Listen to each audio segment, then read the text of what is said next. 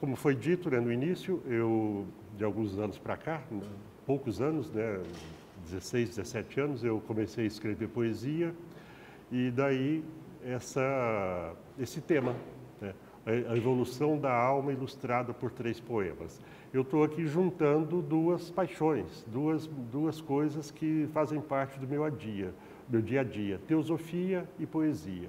Depois que comecei a escrever, não parei mais, né? Às vezes a gente tem a sorte de ter algumas parcerias musicais, né? Como é o caso da querida Márcia Tauil, minha parceira, minha grande amiga que está aqui. E a gente tem parcerias e tem outras parcerias também.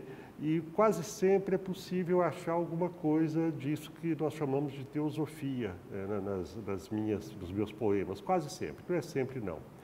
Eu digo disso que nós chamamos teosofia, porque teosofia não é um conhecimento novo.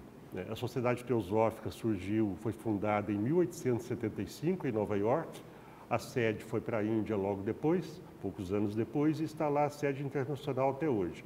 E nós estamos presentes hoje, eu creio que em cerca de 60 países. Já fomos muito mais membros da Sociedade Teosófica, mas esse conhecimento, essa forma de apresentar esse conhecimento antigo, que era nova, né, em 1875, hoje ela se espalhou, como não poderia deixar de ser, né?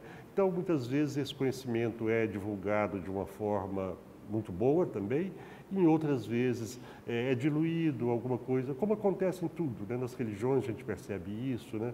Que vão surgindo interesses, né? E vão divulgando os conhecimentos e ensinamentos de acordo com interesses, às vezes, não muito espirituais. A Sociedade Teosófica procura se manter próxima da origem, né? Então, não é uma coisa nova. A Sociedade Teosófica bebe principalmente nas tradições espirituais da humanidade, nas grandes religiões, nós chamamos grandes religiões, e quando falamos grandes religiões, falamos de troncos religiosos. Não estamos falando de instituições específicas. As instituições são derivações desses troncos que podem ou não distorcer, manipular o ensinamento, manipular o conhecimento. Então, mas a gente procura a origem desse conhecimento, tanto nas religiões, na filosofia e na ciência, né? São meios de conseguir e de avançar no conhecimento, né? A ciência, quando encontra algo, digamos, um conceito, digamos, imutável, um conceito que não pode ser questionado, que sabe-se que aquilo é verdade, isso é teosofia.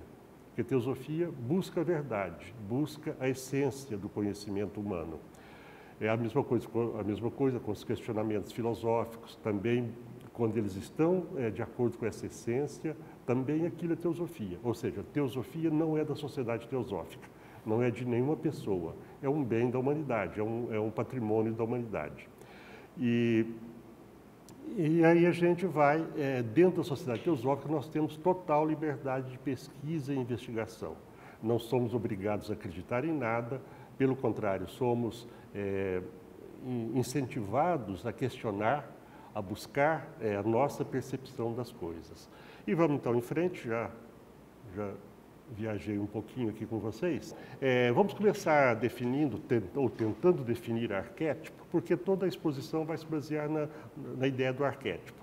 Eu mudei tanto essa palestra, depois que há uma semana atrás que eu passei o título passando a divulgar, eu mudei tanto que o título hoje seria outro. Só não mudei o título porque é sempre assim. A Sandra já me conhece, por isso que ela está rindo. Então, enriqueci com outras coisas e poderia ter mudado o nome. Mas ela toda, já desde a versão original, que ela já foi apresentada uma vez, com outras coisas, né? Ela se baseia nisso, na ideia do arquétipo. E vamos então definir o que é arquétipo. Eu uso muito PowerPoint. A memória, aos 70 anos, já não é boa e eu não tenho o dom de fazer uma palestra sem ler, sem esse suporte. Mas eu fico um pouco solto em relação a ele. Mas vamos lá. Arquétipo, princípio, posição superior, marca, tipo, ou seja, uma marca superior, algo acima, algo, em termos mentais, algo que talvez não caiba na nossa mente, né? Que não está não está envolvido por um contorno, por uma limitação. O arquétipo é ilimitado enquanto ideia. É um conceito que representa o primeiro modelo de algo, protótipo ou antigas impressões sobre algo. É explorado em diversos campos de estudo, como a filosofia, a psicologia e a narratologia. Um arquétipo é um modelo ou padrão original e universal de comportamento, pensamento ou personalidade que existe no inconsciente coletivo. Eles são como personagens ou símbolos arquetípicos que influenciam nossas emoções, ideias e ações, independentemente de cultura ou época. O conceito foi desenvolvido pelo psicólogo Jung, Carl Gustav Jung. O mito arcaico do eterno retorno é uma concepção de tempo cíclico, na qual a história se repete infinitamente, ou seja, um arquétipo de algo que se repete. Termina, recomeça, termina, recomeça. Se repete infinitamente, muitas vezes simbolizando um retorno à era mítica ou às origens divinas. Essa ideia é encontrada em diversas culturas antigas, na Índia, no Egito, na Grécia, e foi analisada, muito bem analisada, diga-se de passagem, pelo historiador de religiões Mircea Eliade, em seu livro O Mito do Eterno Retorno. E o conceito se diferencia da interpretação filosófica de Nietzsche, popularizada por Nietzsche, que se aprofunda na aceitação e no amor à existência através da repetição. Ou seja, o arquétipo é uma ideia pura, uma ideia que não foi concretizada ainda no plano físico, no plano mental, no plano emocional. É a ideia pura e ilimitada. Dela, qualquer coisa pode se originar, fundamentado naquela ideia. O exemplo que eu sempre uso, isso já está gravado em muitas palestras, existe um arquétipo de cadeira. Cadeira, algo para se sentar, cadeira. Se eu penso em cadeira de plástico, já não é um arquétipo. Se eu faço a cadeira de plástico, o arquétipo está vindo para a prática, está vindo para a sua existência física e, portanto, limitada. A cadeira branca, a não ser que ela seja listrada ou, sei lá, misturada à cor, mas ela não pode, ao mesmo tempo, ser totalmente branca e totalmente vermelha, porque aquela ideia arquetípica foi concretizada na cor branca. Se eu quiser a cadeira vermelha ou com braço, eu vou ter que construir outra cadeira que vai manter aquela mesma ideia arquetípica, aquela mesma ideia básica, né, de onde ela se deriva. Bom, Jung explorou muito isso, eu não li muito sobre Jung, né, mas Jung vai fundo, né, na ideia do arquétipo, né, falando do arquétipo, né, como algo presente no inconsciente coletivo, e isso vai também ser importante no que nós vamos falar.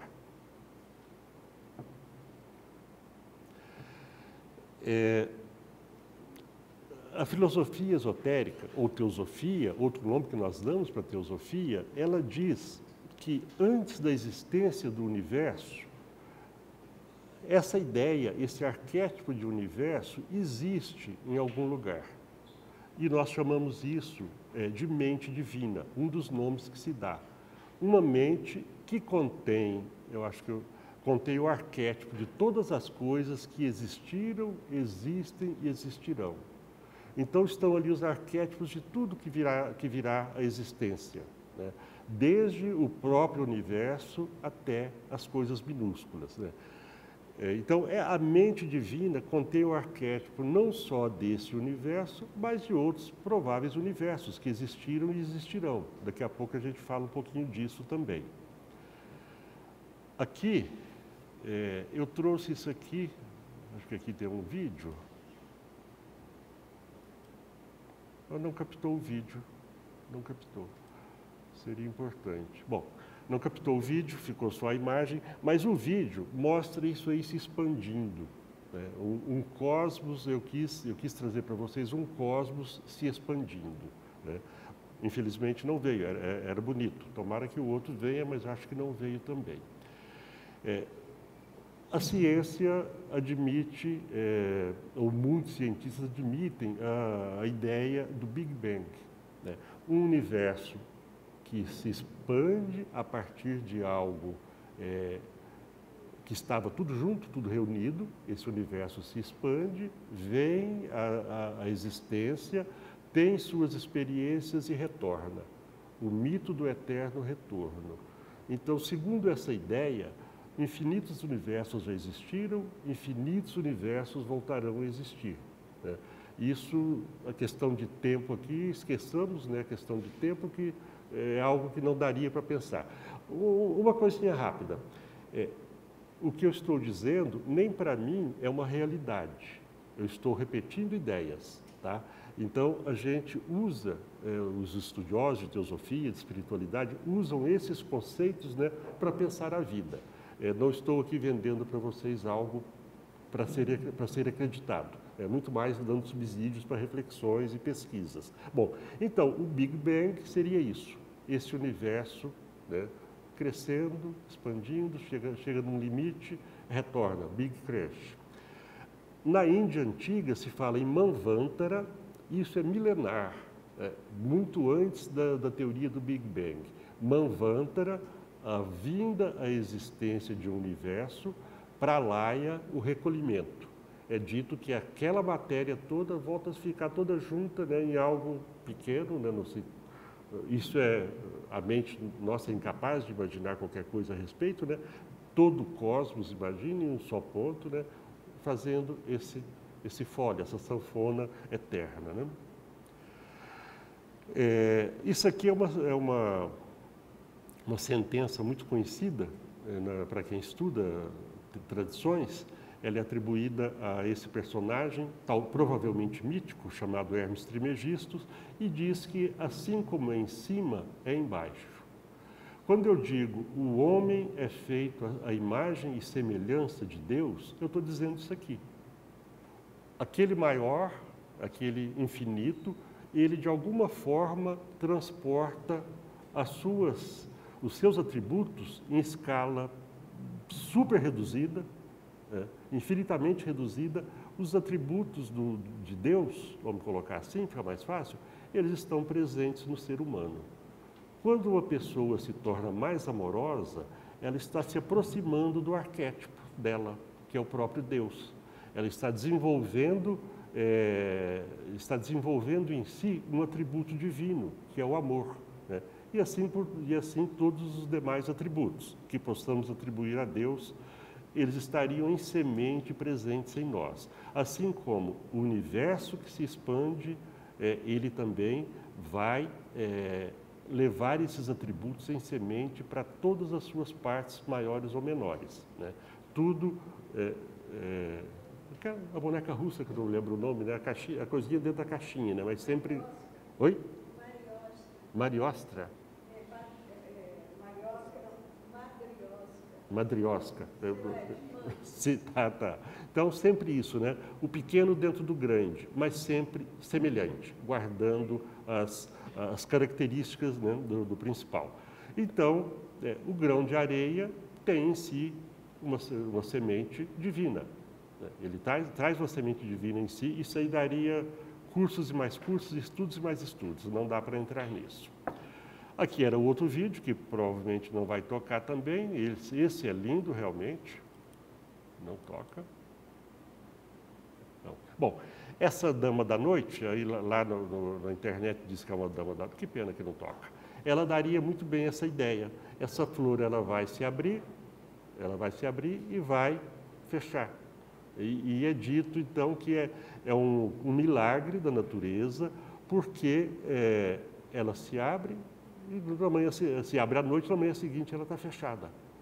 Ela já está perdendo vida. E aí tem um áudio que eu ia também liberar aqui. O áudio diz que é um milagre, que ela dura apenas uma noite. E aqui eu quero fazer uma observação, a questão do tempo, né? A nossa vida dura o quê? 80 anos, 70, 90, né? Mas isso depende da perspectiva. Da perspectiva do eterno, a nossa vida é um segundo, talvez não seja nem um dia. E lá falava, aproveita bem a oportunidade. Então, talvez isso seja um motivo para aproveitarmos, né? A nossa vida passa, né? E se dentro dela nós temos a ideia de que ela é muito longa, se for possível vir para fora e observar isso num contexto mais amplo, ela é curta. Então, aproveitemos. Todos os seres, do cosmos ao grão de areia, cumprem o determinado por esse arquétipo de desabrochar, ter uma experiência. A flor, quando desabrocha, ela pode receber chuva, receber sol, insetos podem pousar nela, outro inseto pode comê-la.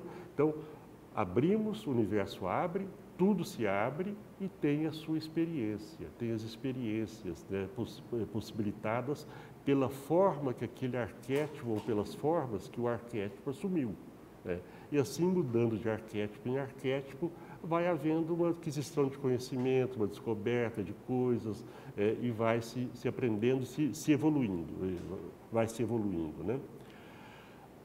Olha só, se o cosmos, né, se ele se origina de um ponto em que está tudo junto e se expande a partir daquilo, a mesma coisa acontece com o ser humano, né? De uma única célula surgimos nós, temos nossas experiências e voltamos, né? Levando em consideração que existe reencarnação, para quem quiser aceitar a ideia ou não, pode ser apenas questionado, é sempre isso, né? A gente, a partir de uma célula, surge o ser humano, retorna, daí a pouco a partir de outra célula, e o importante é que cada experiência, cada nova encarnação, cada novo universo que surge, tudo, é sempre assim, o que está embaixo é igual ao que está em cima, tudo que recomeça, recomeça com base na experiência anterior.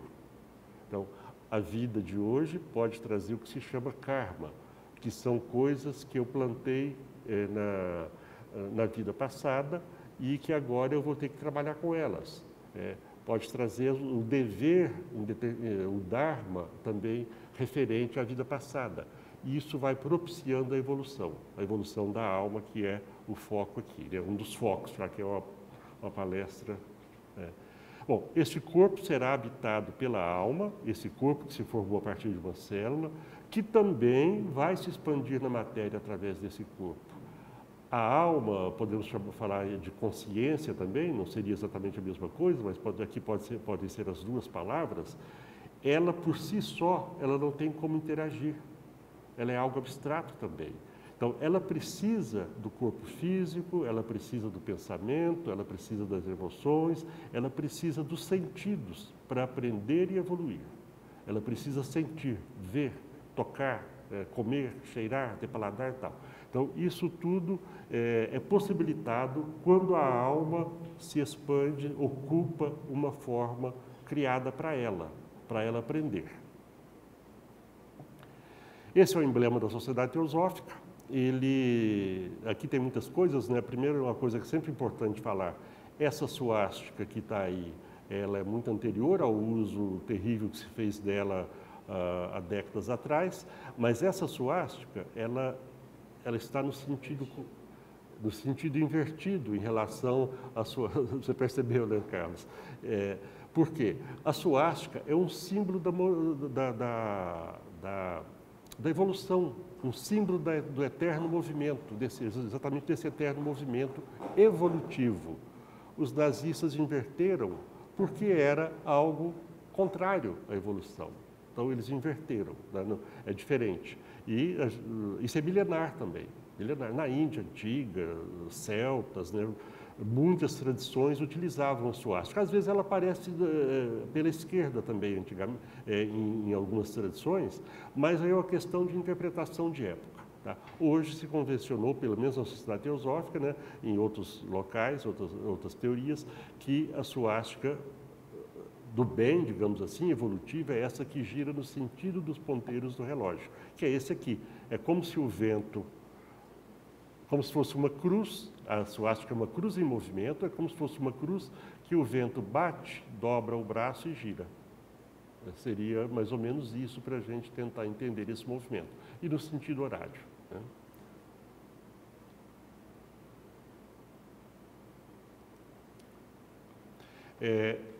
Uma alegoria para essa alma, para essa consciência que vem, a existência, vem para o mundo, né? A gota que sai do oceano. Isso tem a ver com aquilo que eu disse agora há pouco, que está em cima é igual ao que está embaixo, o homem é feito à imagem e semelhança de Deus. Se você tira a gota do oceano, é água, é salgada, é fria ou quente, tem lá a cor que tiver, mas é uma gota igual ao oceano. Quando ela volta para o oceano, você não distingue a gota, mas ela está lá. Assim como acontece com, segundo os estudos teosóficos, espiritualistas, né?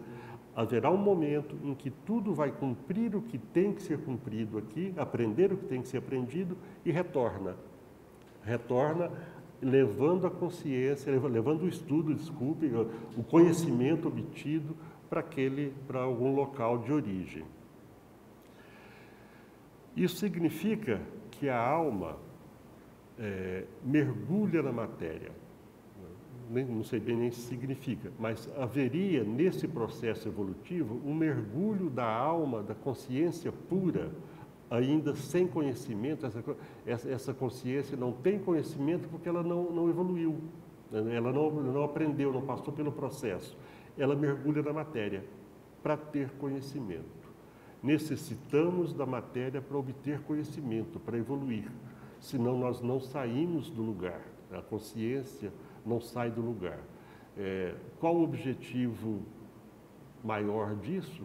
Não se sabe. Parece que é evolução, em níveis e níveis diferentes.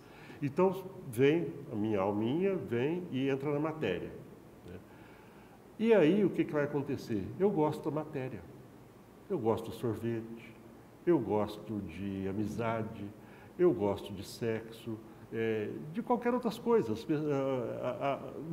Nos primeiros estágios dessa alma, no processo de evolução de muitas vidas, os interesses vão ser bastante grosseiros, que é uma forma de prender a alma ainda mais à matéria, obscurecer a visão dela, para que ela não se lembre do mundo perfeito de onde ela veio, e essa dificuldade que nos faz sofrer, nos faz chorar, nos faz rir, um monte de coisa, tudo que nós vivemos, essa dificuldade é o degrau para o crescimento, para a evolução. Essa identificação com a matéria. Mas da mesma forma que eu me identifico, eu acho que eu sou o corpo, né?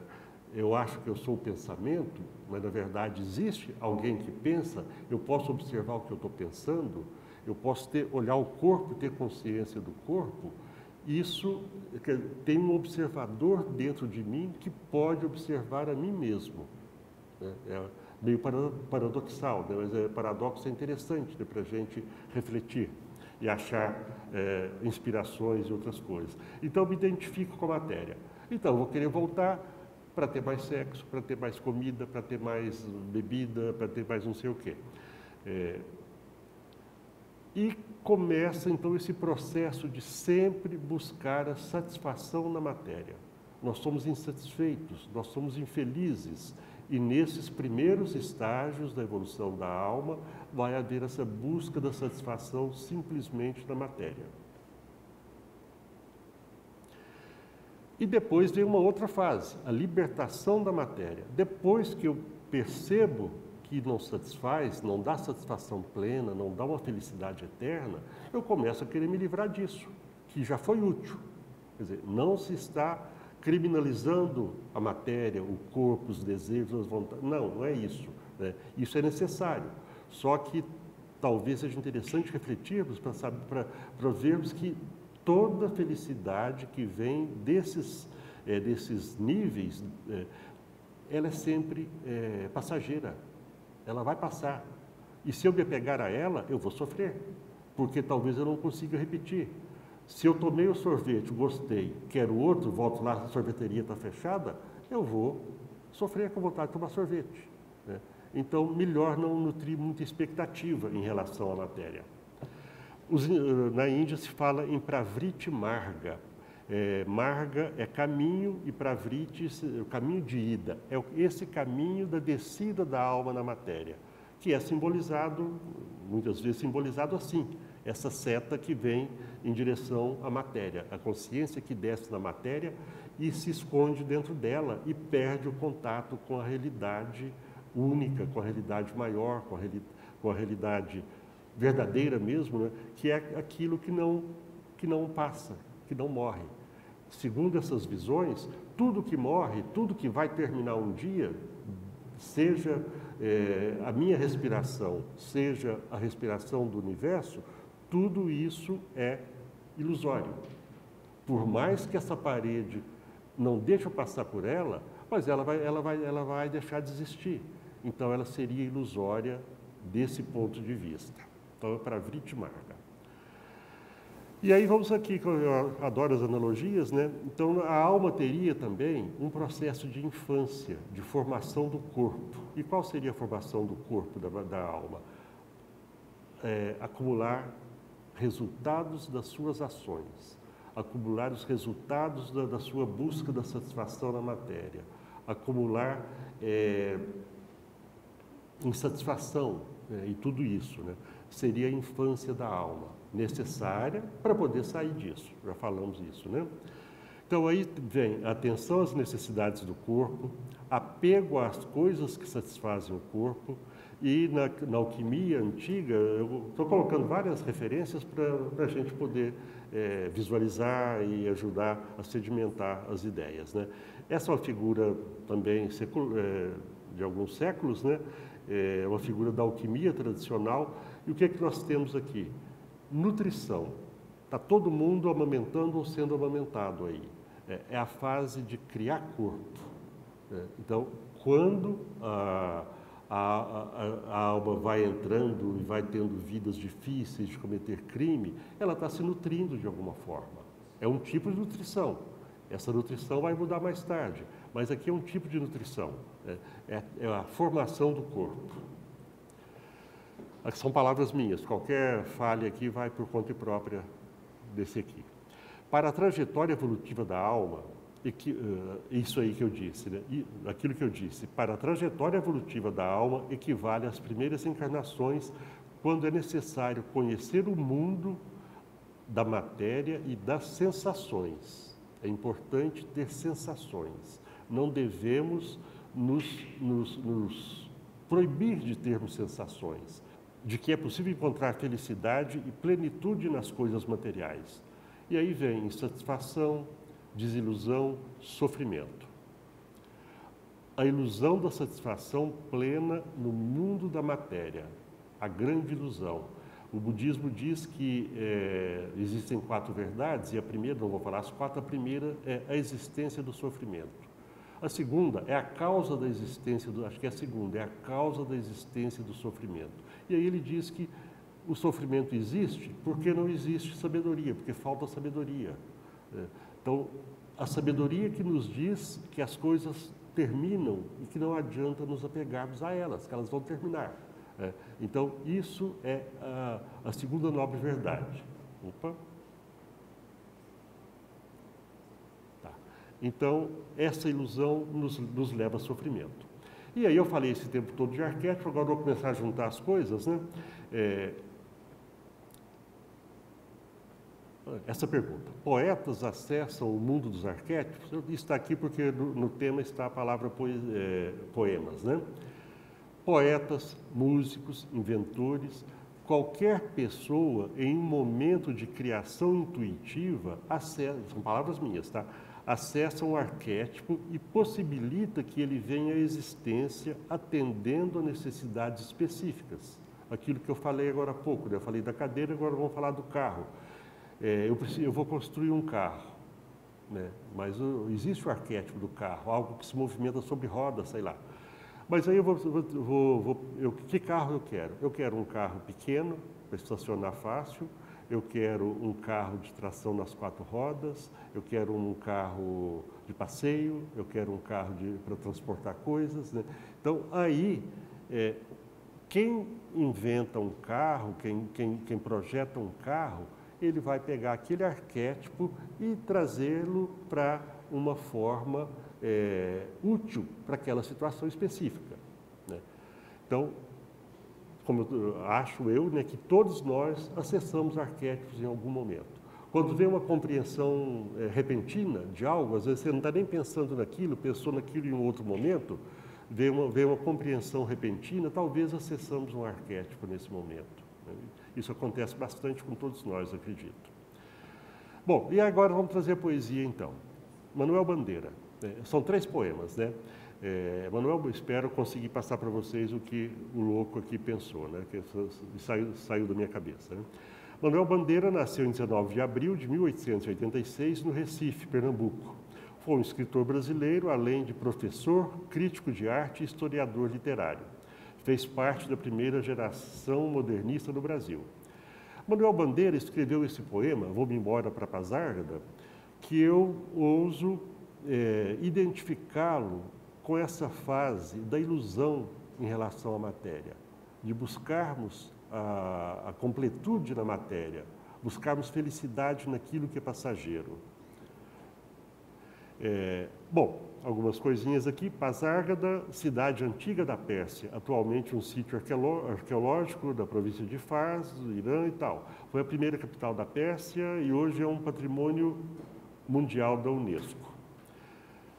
Vou-me embora para Pasárgada foi o poema, isso Manuel Bandeira falando, foi o poema de mais longa gestação de toda a minha obra. Vi pela primeira vez esse nome de Pasárgada quando tinha os meus 16 anos e foi num autor grego. Esse nome, que significa campo dos persas, suscitou na minha imaginação, olhem só, suscitou na minha imaginação uma paisagem fabulosa, um país de delícias. Mais de 20 anos depois, quando eu morava só na minha casa da Rua do Curvelo, num momento de fundo desânimo, sofrimento, né? Da mais aguda doença, saltou-me de súbito, do subconsciente, esse grito estapafúrdio. Vou-me embora para Pasárgada. Sentir a redondilha, a primeira célula do poema. Bom, aqui vamos falar que redondilhas são versos de 5 sílabas poéticas, que é a redondilha menor, ou de 7 sílabas poéticas, a redondilha maior. Pasárgada, vou-me embora para Pasárgada, usa a redondilha maior, de 7 sílabas poéticas. Então, ele, naquele sofrimento todo, ele foi naquele país imaginário de delícias, né? Daquele país onde a felicidade estava ao alcance de todos, né? Ele foi para a ilusão, né? Que é, muitas vezes, a nossa escapatória nos nossos sofrimentos. Às vezes, para nos sentir melhor, nós nos iludimos. Isso pode ter utilidade, mas não pode ser assim durante todo o ciclo evolutivo. Em algum momento é necessário tomar consciência das coisas e enfrentá-las, né? E pensar sobre elas, né? E vamos ao poema.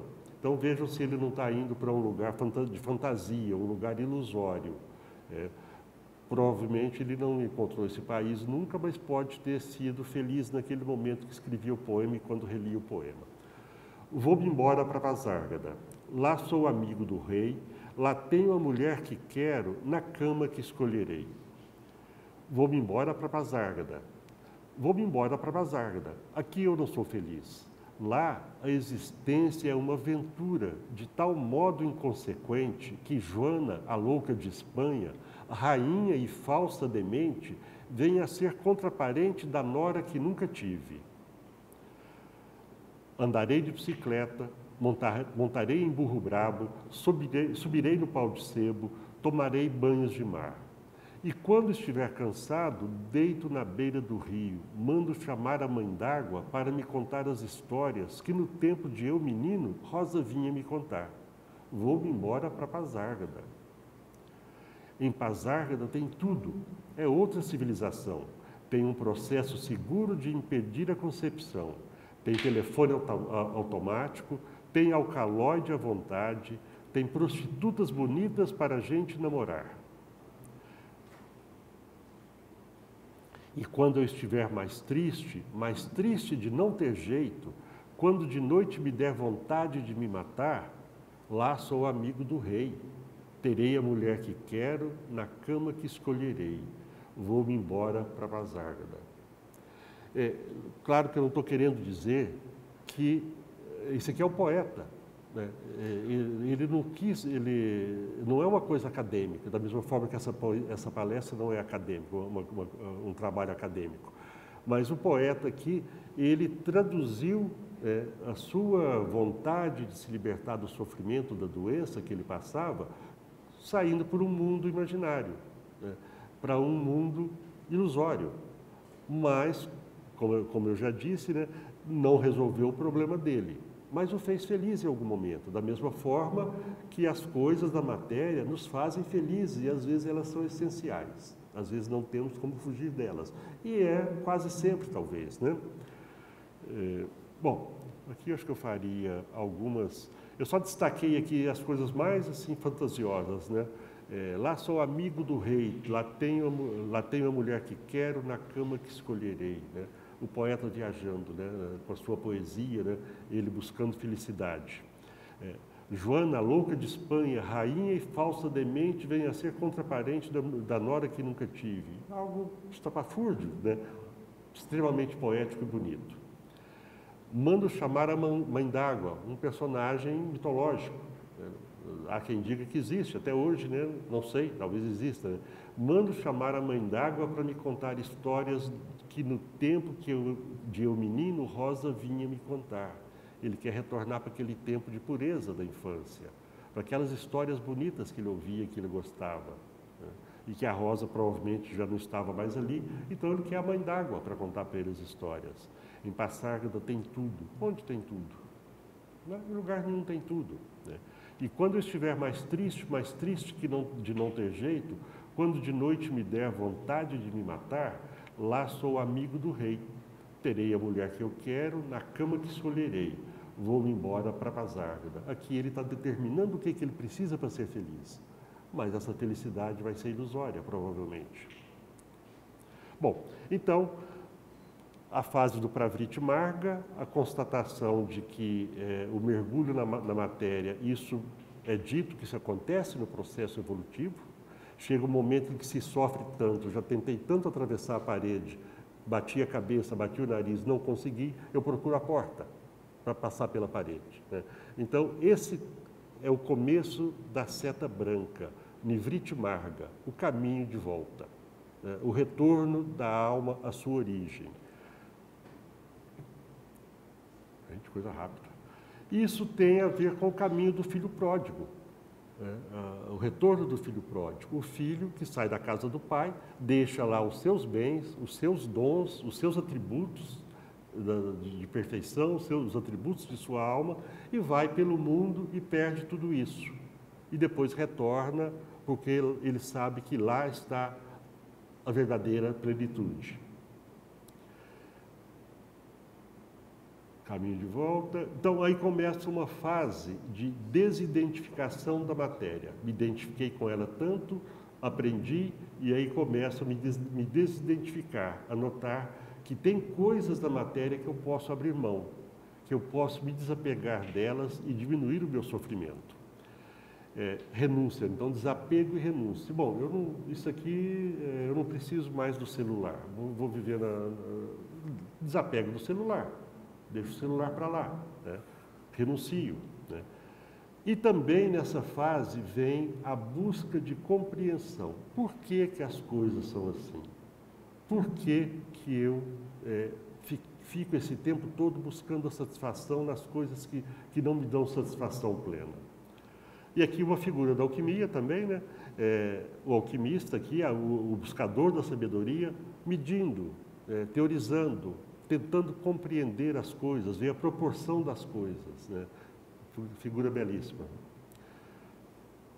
O que aparece lá? Ítaca. E aqui o segundo poema, um dos poemas que eu mais procuro para ler, né? Acho que ele não é tão conhecido, mas é um dos poemas que eu mais procuro para ler, que para mim ele faz ele traz essa fase da busca de conhecimento, da busca de perceber as coisas mais valiosas, mais preciosas e procurar se apegar a elas. Uma forma de desapegar das coisas grosseiras é começar a transferir o apego para coisas menos grosseiras, né? Em tudo. música, poesia, roupa e tudo. A gente pode começar a mudar, né? Buscar padrões de beleza, buscar padrões de coisas menos passageiras. E o poema Ítaca, ele foi escrito por Constantino Cavafis, né, que foi um poeta grego, recente, né, morreu em 1933, foi um poeta grego otomano, geralmente considerado o maior nome da poesia em idioma grego moderno. Por vezes, seu nome aparece creditado como Constantine P. Cavafis. Isso aqui me dá vergonha. Eu comecei a escrever em 2013, eu não sei quantos poemas eu tenho escritos. Um poeta desse calibre escreveu, em toda a sua vida, ele escreveu menos de 200 poemas. Um pouco mais que isso aqui, se não me engano, não me lembro. E ele ficou a vida toda reelaborando os mesmos poemas. Me dá um pouco de vergonha, na verdade, né? A gente está escrevendo aos borbotões, né? Eu tinha preparado uma pretensa piadinha para falar para vocês e acabei esquecendo, vou falar agora. Eu acho que se Manuel Bandeira tivesse escrito Vou-me embora para Pasárgada nos anos 60 e 70, eu acho que ele falaria: eu quero sexo, drogas e rock and roll, né? Acho que seria por aí a coisa, né? Mas não seria tão poético e tão belo como o poema. Bom, então, Ítaca, para quem não sabe, a maioria deve saber, foi da ilha de Ítaca, segundo os mitos da Grécia, que o rei Ulisses, Odisseu, partiu para a guerra de Troia, deixando à sua espera a esposa Penélope e o filho Telêmaco, ainda no ventre da mãe. Aos pesadelos da guerra juntaram-se também a ausência da mulher amada e do filho a quem jamais pudera ver. E dos destroços ainda ardentes da Troia vencida, Ulisses empreende o caminho de volta. Mas a viagem de retorno será tão longa quanto a espera indefinida dos anos da guerra. Ulisses, ou Odisseu, terá de enfrentar outros 10 anos de aventuras e desventuras mar afora, antes de conseguir aportar em sua ilha. O relato da volta de Ulisses para casa é um dos momentos imortais da literatura clássica grega, erguido nas páginas da Odisseia de Homero. Então, ele foi guerreou. Esse período pode ser o período da guerra com a matéria, né, de tentar vencer a matéria, tentar controlar a matéria, até que ele resolve fazer as pazes com ela e retornar para aquele local de onde ele tinha vindo, retornar para casa. Novamente o filho pródigo, novamente o eterno retorno, né? Por isso que eu disse que o arquétipo é a base dessa palestra, né? E o Cavafis fala disso de uma forma belíssima. É um poema um pouco longo, mas né, eu conheço pelo menos 3 traduções em português. Eu gosto mais dessa aqui. Ítaca.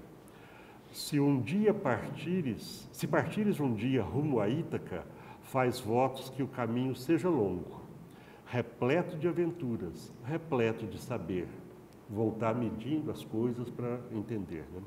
Nem Lestrigões, nem os Ciclopes, não sei se é assim, não tem acento, nem o colérico Poseidon te intimidem. Eles no teu caminho jamais encontrarás, se altivo for teu pensamento, se sutil emoção teu corpo e teu espírito tocar. Observe... Calma, daqui a pouco, Marcelo. Se sutil emoção teu corpo e teu espírito tocar. Vejam, sutilizando. Ele não está indo para a perfeição, ele está sutilizando a maneira dele olhar o mundo. Nem Lestrigões, nem os Ciclopes, nem o bravio Poseidon has de ver, se tu mesmo não os levares dentro da alma, se tua alma não os puser diante de ti. Bonito, né? Os monstros que me amedrontam, sou eu que os trago. Eu que aceito eles dentro de mim, dentro da minha mente, da minha alma, do meu, seja lá o que for, né? Faz votos que o caminho seja longo. Numerosas serão as manhãs de verão, nas quais, com que prazer, com que alegria, tu hás de entrar pela primeira vez em um porto para correr às lojas dos fenícios e belas mercancias adquirir, buscando a beleza. Madrepérolas, corais, âmbares, ébanos e perfumes sensuais de toda espécie, quanto houver de aromas deleitosos. Há muitas cidades do Egito peregrinas para aprender dos doutos, daqueles que sabem. O Egito é tido como um dos locais onde a sabedoria eterna foi preservada, muito preservada. Tens todo o tempo Ítaca na mente. Tem uma chegada, tem um lugar para chegar. Mas não tenha pressa de chegar lá. Vai com calma, vai conhecendo. Estás predestinado a ali chegar, mas não apresses a viagem nunca. Melhor muitos anos levares de jornada e fundeares na ilha, velho, enfim, rico de quanto ganhaste no caminho, sem esperar riquezas que Ítaca te desse. Uma bela viagem deu-te Ítaca. Sem ela, não te ponhas a caminho. Sem Ítaca, não te ponhas a caminho, sem um lugar para chegar. Mais do que isso, não lhe cumpre dar-te. Ítaca não te iludiu se a achas pobre. Tu te tornaste sábio, um homem de experiência, e agora sabes o que significam Ítacas. Bom, esse é um poema que sempre me emociona. E para você, Marcelo, na mitologia grega, lestrigões eram gigantes antropófagos, monstros, algo que nos amedronta, seria o sentido poético aqui, né? Na Odisseia, sua cidade, a cidade dos lestrigões, é chamada Lestrigônia ou de Lamo, seu fundador na época da Guerra de Troia. Bom, eu estou falando de Ciclopes, para mim Cíclopes seria mais interessante, mas nunca vi acento, e não sei realmente. Na mitologia grega, eram gigantes com um olho único e redondo na testa, os quais se caracterizam pela força prodigiosa e pelo gênio laborioso. A força para enfrentar as coisas, na base da força, ela só continua com a gente se a gente quiser também. Nós podemos achar outras maneiras para encontrar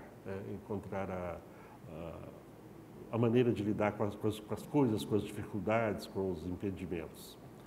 E Poseidon, ou Poseidon, é o nome dado ao deus dos mares e oceanos, segundo a mitologia grega. Segundo a mitologia grega. É Netuno na mitologia romana. A figura mitológica de Poseidon, né, aqui foi a pacificação com a matéria, o aprendizado que a matéria podia dar. Agora vem um outro passo. E esse outro passo, eu acho que ele está aqui nesse poema, que a gente vai ler daqui a pouquinho, outra bela página da literatura universal. E vamos pensar, então, em duas escuridões. Uma escuridão quando a consciência está aprisionada na matéria e não vê nada mais do que o escuro da matéria. É uma escuridão. Depois vem um processo de começar a ver além dessa matéria, a ver um pouco mais, né? Até que se consegue aprender, a alma, a pessoa consegue conhecer a matéria, ver a matéria, e a matéria já não é tão escura assim para ela. Então é necessário mudar de nível, né? E aí vem a segunda escuridão, né? Então a primeira, a alma presa à matéria, sem possibilidade de enxergar a luz, porque a matéria é um véu espesso. E entenda-se por luz a origem, o mundo da perfeição, a realidade última, né? Nós perdemos o contato com isso. E a segunda escuridão, essa é bem interessante porque ela é provocada pela necessidade que a alma tem de não ser atraída pela matéria para poder enxergar a luz. Então, veja bem, fomos atraídos pela matéria, aprendemos com ela, agora é hora de olhar para o alto. É hora de buscar o sagrado, de buscar o divino, de buscar o que realmente interessa. Só que essa fase, eu disse antes que o que nos faz aprender com a matéria são os sentidos, né? É o pegar, é o sentir o sabor, é sentir o cheiro, é ver, é ouvir, são sentidos que nos dão o conhecimento. Para entrar nesse mundo da luz, nós precisamos não eliminar os sentidos, talvez momentaneamente, mas não é que os sentidos são necessários. Só que os sentidos têm que ser fechados para que a luz possa entrar. Quem medita está buscando fazer isso, está buscando se desligar dos barulhos, se desligar das percepções corporais, sensações corporais, deixar o pensamento acalmar, as emoções se acalmarem, para tentar entrar no mundo de harmonia. Isso é, digamos, o pequeno, é o que está embaixo em relação a isso aqui. Aqui, o fechamento dos sentidos é para ir realmente para algo maior e para o eterno. Eu não sei se eu consegui passar essa ideia. Só que quando eu fecho os sentidos, um outro tipo de escuridão surge, porque vem a perda do contato com o mundo da matéria, com os sentidos que eram o que me davam segurança. Para entrar na luz, eu tenho que abrir mão da segurança, me jogar no escuro para chegar à luz. Então, daí o nome do poema, A Noite Escura da Alma. A alma tem que passar por esse processo de uma noite em que ela fica perdida para finalmente ver o brilho da luz. Bom, São João da Cruz nasceu, foi um místico, sacerdote e frade carmelita venerado como santo pelos católicos. Nascido em Fontiveros, em Castela a Velha, foi um dos mais importantes expoentes da Contra-Reforma. Eu tinha muita coisa sobre ele aqui, mas abri mão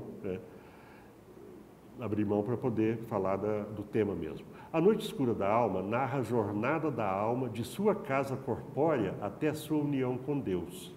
Ela acontece durante a noite, que representa as agruras e dificuldades que a alma encontra ao se desprender do mundo e alcançar a luz da união com o Criador.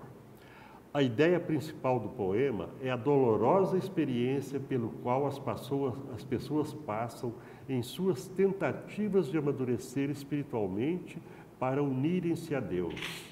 O poema foi provavelmente escrito em 1578 ou 1579. Vejam bem, quando eu faço uma pequena renúncia, eu gosto muito de café, tomo bastante café. Se eu resolver, se eu começar a perder o sono, coisa que felizmente não acontece, perder o sono por conta do café, eu quero dormir melhor e vou parar de tomar café, eu vou ter dor de cabeça, é uma noite escura. É um processo menor de uma noite escura, o sofrimento que eu vou passar para conseguir me livrar do café.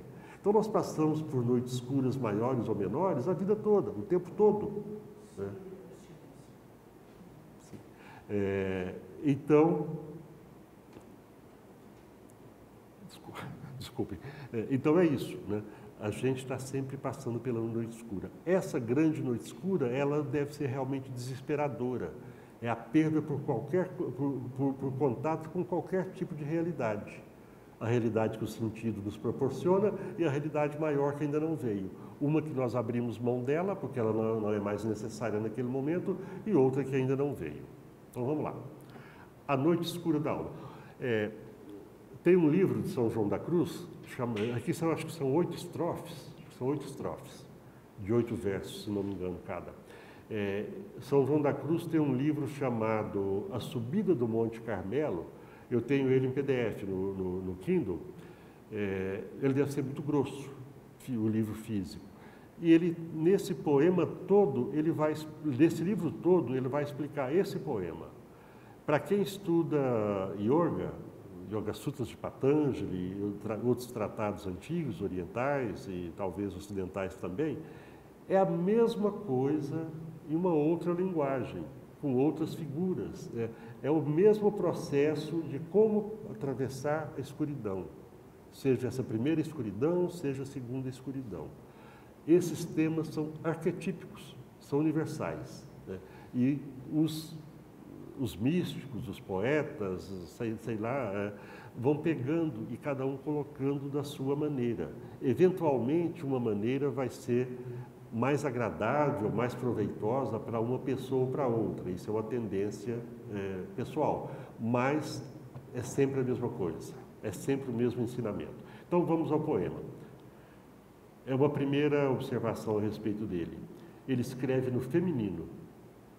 Um frade, um homem, ele escreve no feminino. Chico Buarque compôs muitas canções no feminino. Ele escreve no feminino porque é a alma dele. Não é ele está se referindo a uma viagem, ali uma viagem da alma. O corpo ficou de lado. Tá? Então vamos lá. Tem que ler lá porque aqui tem uma barra que me atrapalha. Em uma noite escura, de amor em vivas ânsias inflamada, ansioso, né? Ó ditosa aventura, sair sem ser notada, já minha casa estando sossegada. O meu corpo, a minha matéria, eles não estão me requisitando agora. Na escuridão, segura pela secreta escada, um caminho que ele não conhece ainda, é segredo, ele vai trilhar na insegurança, né?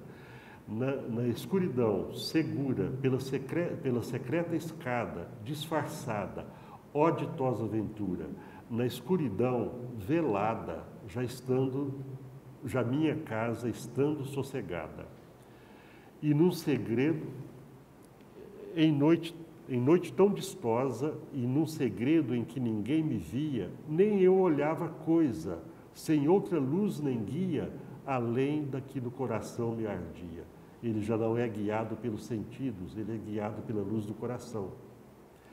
Essa luz me guiava com mais clareza que a do meio-dia, na escuridão. Eu vejo os paradoxos para a gente mais do que entender mentalmente, intelectualmente, é ter percepções, né? Essa luz me guiava com mais clareza que a do meio-dia, aonde me esperava quem eu bem conhecia, em sítio onde ninguém aparecia, em um lugar onde ninguém aparecia. Quer dizer, tem alguém esperando, mas ninguém aparece nesse lugar. É o absoluto, é aquilo onde não há mais nada separado para esperar. Ali eu não vou reconhecer, quem chega ali não reconhece uma identidade, ele perde a própria identidade ali. E não reconhece nenhuma entidade porque não há separação, é tudo uno. Ó noite que me guiaste, ó noite mais amável que a alvorada, ó noite que juntaste amado com amada, amada já no amado transformado. A individualidade se uniu ao todo, a gota voltou para o oceano. Em meu peito florido, que inteiro para ele só guardava, quedou-se adormecido, e eu, terna, o regalava, e dos cedros o leque o refrescava. Muito belo. Da meia a brisa amena, quando eu os seus cabelos afagava, com sua mão serena em meu colo soprava, e meus sentidos todos transportava. Sentidos vão embora.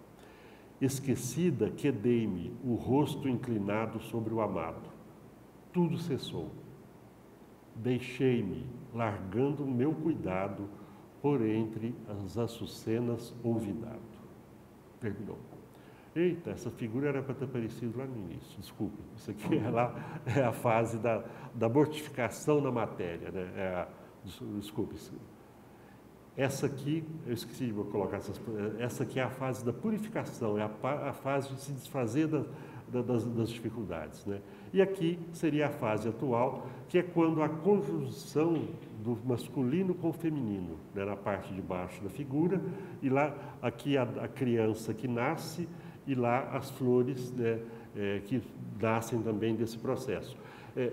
Toda a existência, dizem todas as tradições, ela vem, todo o universo, tudo que existe, vamos colocar toda a existência, toda a manifestação, ela vem de algo uno, que para vir a manifestação, a primeira coisa é se dividir em duas. É que aquela coisa una se divide em duas, que vão ser a base de tudo que virá à existência.